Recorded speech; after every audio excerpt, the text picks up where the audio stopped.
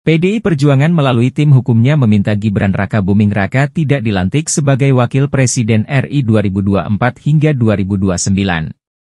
Hal itu tertuang dalam gugatan petitum di Pengadilan Tata Usaha Negara, PT UN, Jakarta Timur.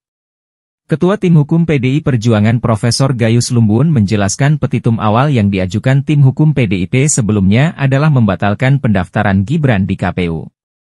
Ketika kami cuatkan itu kemudian belum berjalan atau belum dipahami oleh KPU mungkin dari respons berjalan terus hingga penetapan, kata Gayus saat wawancara media, Senin, 6 Mei 2024. PDIP juga sempat meminta penetapan pasangan nomor urut 02 Prabowo Gibran sebagai pemenang Pilpres 2024 agar ditunda oleh KPU. Sebabnya, PDIP sedang menjalankan proses gugatan di PT UN. Jadi isi penetapan itu hasil dari putusan MK yang tidak bisa diubah oleh siapapun maka kami merubah menjadi mundur dari harapan kami itu sampai pada pelantikan, tutur Profesor Gayus.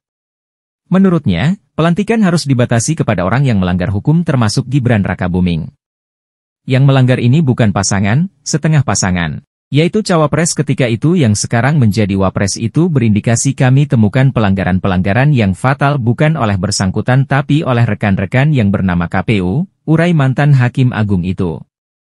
Namun demikian, KPU tidak bisa memahami sehingga hanya berlaku putusan MK. Profesor Gayus menegaskan PDIP mendesak agar wapres yang melanggar hukum tidak dilantik. Sementara itu Presiden terpilih Prabowo Subianto tidak terindikasi adanya pelanggaran hukum. Pihak PDIP tidak mempersoalkan pelantikan Prabowo pada 20 Oktober 2024. Kami tidak mendapatkan indikasi adanya pelanggaran hukum oleh KPU terhadap Presiden terpilih, tukasnya. Selain itu, Profesor Gayus melihat MPR RI bisa memakai putusan PT UN untuk tidak melantik Gibran.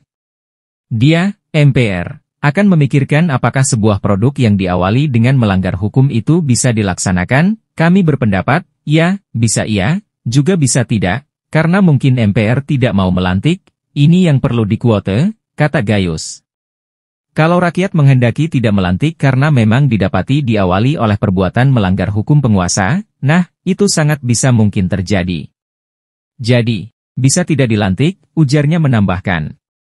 Gayus menuturkan pihaknya mengajukan permohonan ke PT UN karena menganggap KPU sebagai tergugat melakukan perbuatan melawan hukum. Satu di antaranya, KPU memakai PKPU nomor 19 tahun 2023 atau aturan lama ketika menerima putra Presiden Joko Widodo, Gibran sebagai cawapres pendamping Prabowo.